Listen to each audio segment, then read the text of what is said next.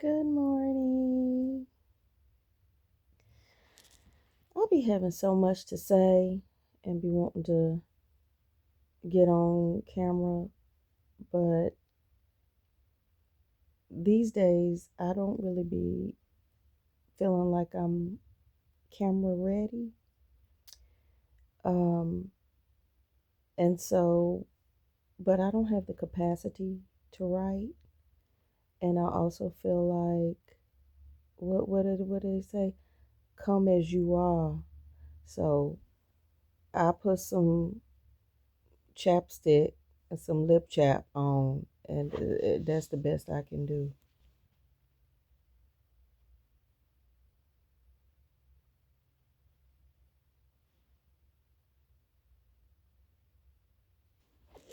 But I wanted to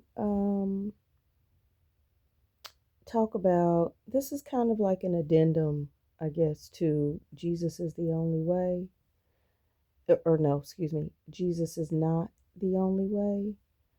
And um, I guess my thoughts on spirituality and God and everything. And I thought it was really important for me to speak about this, um, important enough that, I'm still in the bed, because I know that there are a lot of people that have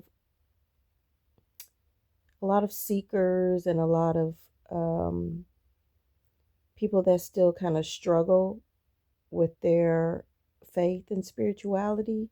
And really, this was kind of inspired by a loved one who has, I guess, kind of questioned their faith. And so this book, you know, came into my knowledge just a few hours ago while I was on YouTube. And really kind of just struck me in my spirit because I don't know if I mentioned the title, The Bait of Satan: How to Move On from Past. What is it? Okay. It's called The Bait of Satan: Living Free from the Deadly Trap of Offense by John Bevere. And I had um, kind of what I tend to do is, when something kind of strikes me, I then kind of go into like a bit of a deep dive into it. So, just so I can see for myself if it's something that I would be interested in or whatever. And so I found an old, this is the 20th edition, 20th anniversary edition. So I had found an old, I guess, teaching of the author who's also a pastor, um, and watched like 30 minutes of it. I don't know if it struck me because I have definitely found myself uh, being offended, um, particularly here by my son, and so I'm really been trying to work through not being offended and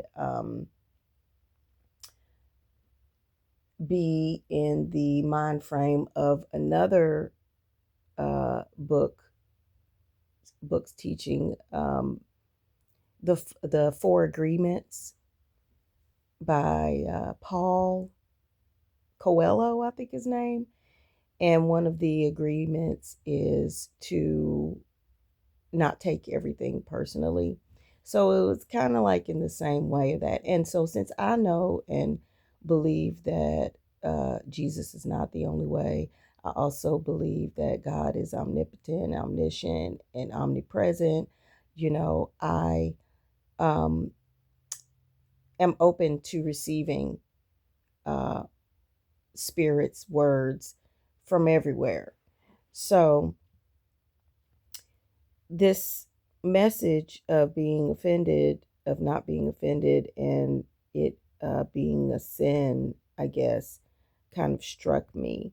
And so in the description of the book, he talks about how the bait of Satan exposes one of the most deceptive snares Satan uses to get believers out of the will of God: offense. This trap restrains countless Christians, servers, relationships, and widens the gulfs between us. Jesus said, "It is impossible that no offenses should come." Luke 17:1. Although you will encounter offense, you can choose how you will react. He says in this new 20th century anniversary edition, John Bevere shows you how to identify the traps ahead of you and escape the victim mentality with declaration style prayers and testimonials from people whose lives have been changed by his message. This book will inspire you to stay free from offense and its destructive power. Now, that all sounded well and good, and so I was kind of, had, in addition to it striking me as like, I was like, oh, I need to read this book because, this could be a good message for me about forgiveness, because that's what he preaches about: forgiveness, and how offense, um, you know, is tied to betrayal, and how you're kind of like, what I understood it to mean, like you're kind of blocking, and I've been kind of working through this and praying about this, blocking yourself, holding on to strongholds and resentments and anger and these things that I've kind of been working on myself emotionally, that I feel like have held me back um, from receiving God's blessings and abundance, and the desires of my heart, and all of that and all of that. And so this kind of felt like, you know, a message for me. And it also brought, had kind of reminded me of this person that I feel like could benefit from reading this book, to help them on their walk and their faith, um, who, they have more of a traditional background, or they have a more traditional faith right now. So all of that being said, I, started reading the comments and the reviews on Amazon, because I was literally getting ready to buy the book. And then, so I was looking at all the reviews, all the five-star reviews and everything. And I also like to look at the 1-star reviews, because I want to get a full, well-rounded idea about what people are thinking about this. And I'm so glad that I did that. Um, Everything that or anytime that I kind of, I guess, seek answers from the outside, external answers, it always kind of points me back to the answers are within, and my own prayer life, and my own practices that I use in order to, uh, I guess, move in my life. It always points me back to the guidance that I have within. Yeah. And I will not be sending this book to my loved one. And it also kind of points to this,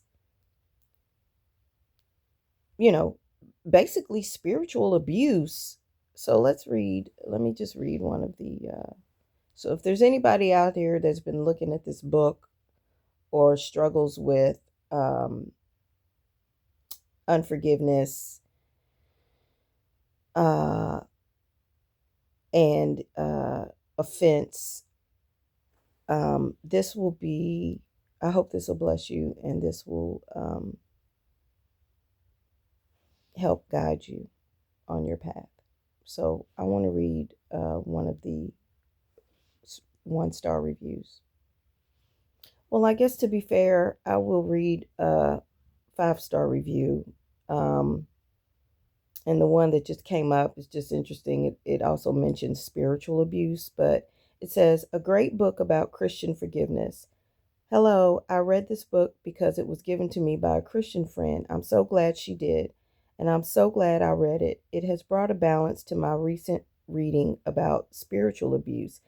I think we need to read about both topics in order to obtain a balanced viewpoint on how to handle offense and spiritually abusive situations as we walk out our Christian experience. Spiritual abuse won't happen if you don't allow yourself to become offended. Okay.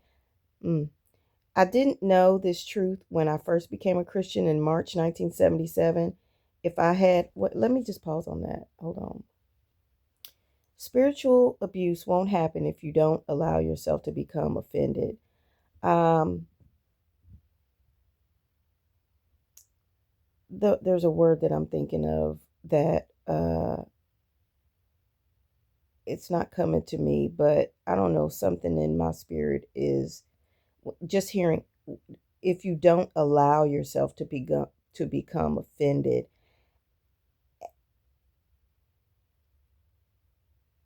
that kind of sounds like I don't know, it just kind of sounds like there's some blaming and shaming in that. Allow yourself to become offended, because there's plenty of things that it kind of, I guess, places the onus on the person uh that is being offended. And I there is a level of, I understand, the other thing this book was talking about is like not having expectations of people, which is a quote that my dear Aunt Paula always says. You can't have any expectations of people because, they will disappoint you. But I even think that even saying that, like, you can't have expectations of people is, or saying that, because people will disappoint you, is an expectation in itself. Or saying that because people don't care, that is an expectation. It might be a negative expectation, but just,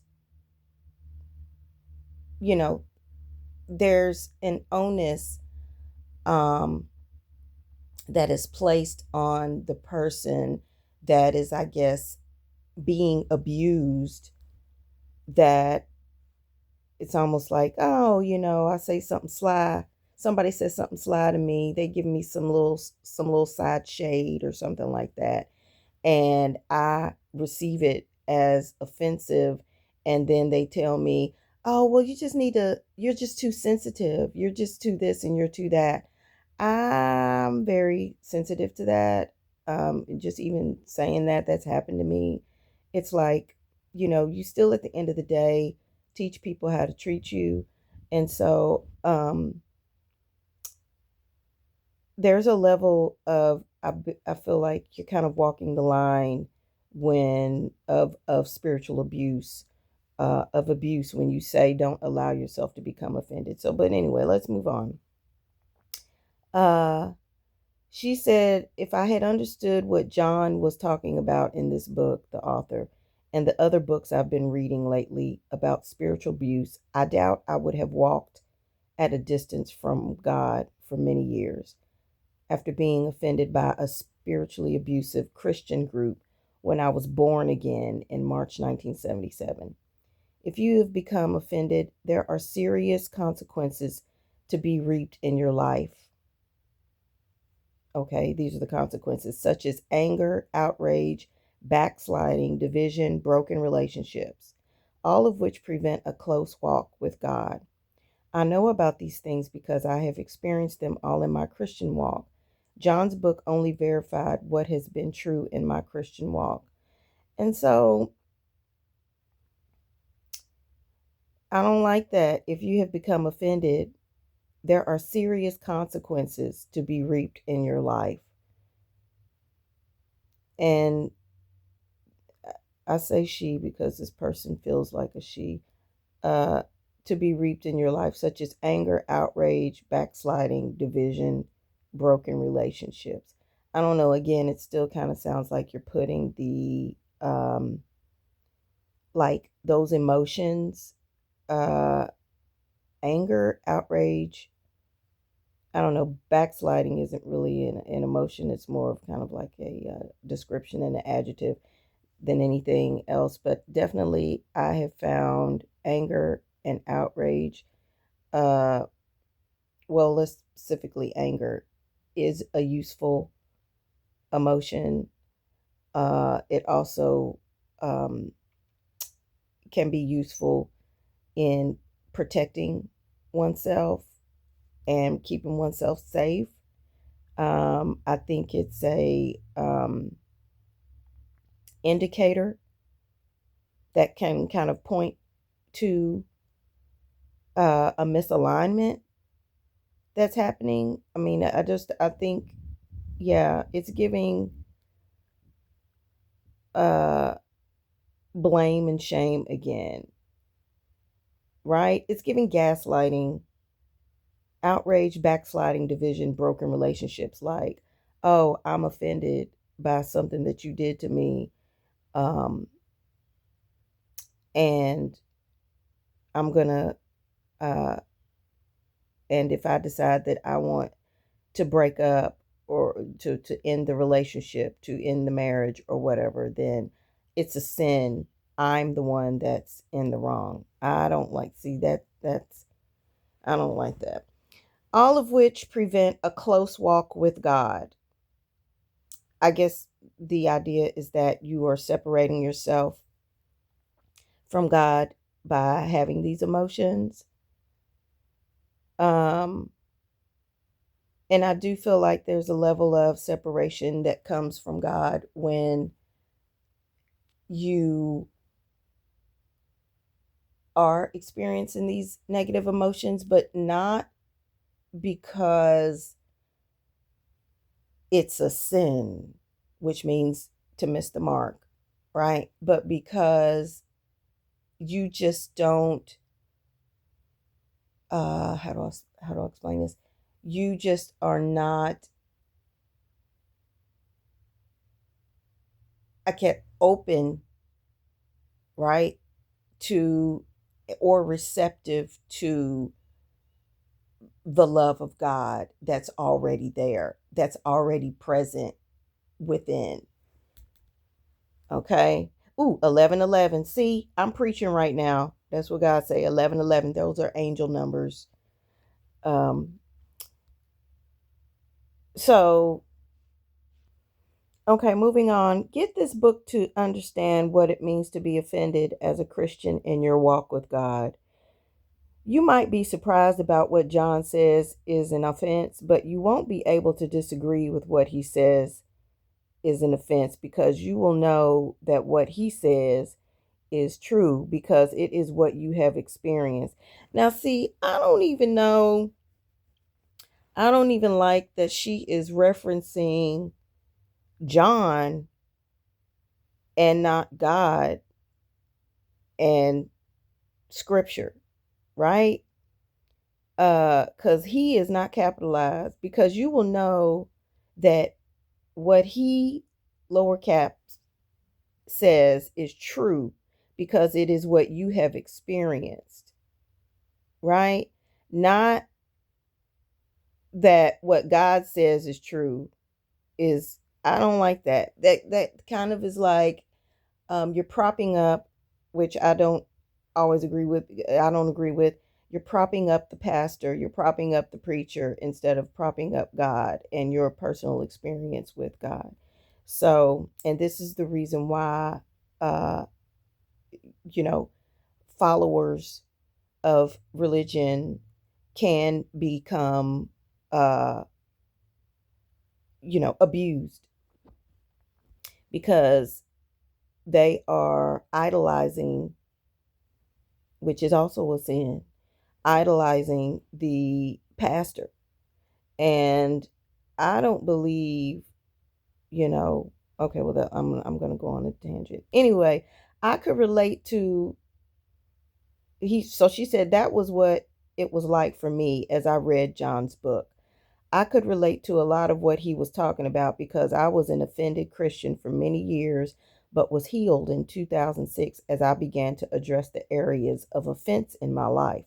I addressed these offenses in my life not because I had read a book, but I believe it was because God had decided it was long enough for me to be walking at a distance from Him. Well, I think I've talked before about, in my last video about spiritual thrust and God. Like, God, we put a lot of personification on God. God is not a person. God does not want anything because God is everything. So why does God want anything? God is not a he, she, it, they, or whatever. Whenever I speak about God, a lot of times I'll say he and everything because it's just, in my programming, and it just feels natural to say, to do that. But God ain't deciding nothing, first of all, because we all have free will. So God is not going to decide anything for you. You make the decisions. Now, whatever quote unquote consequences come from that or outcome comes from that is what it is, but he don't decide nothing. So there's that. God had decided it was long enough for me to be walking at a distance from him. So okay, now that's capitalized. He ever so gently began to heal me from offenses in my life. Some of those offenses had been caused by myself. I don't like that. Some of those offenses had been caused by myself. So what does that mean?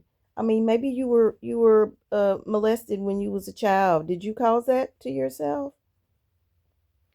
Um, and you were angry and had unforgiveness in your heart about that. Is that your fault? Are you So that's a sin? You going to hell because you offended because somebody abused you?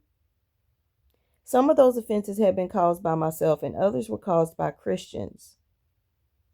And some were caused by Christian teachers who had become legalistic on matters of faith. I don't know what that means. Sounds like the woman was church hurt. Offenses caused by me and or by others had to be acknowledged to God as just that. Offenses to God and forgiveness asked, which I did. And when I did, healing and restoration began to occur in my walk with God. And I was close to him once again, though he never left me nor forsook me all those years. He was there, very close, but I was the one walking at a distance, so to speak. Right, because not anymore, though. Yeah, you were walking at a distance because you just, a lot of times,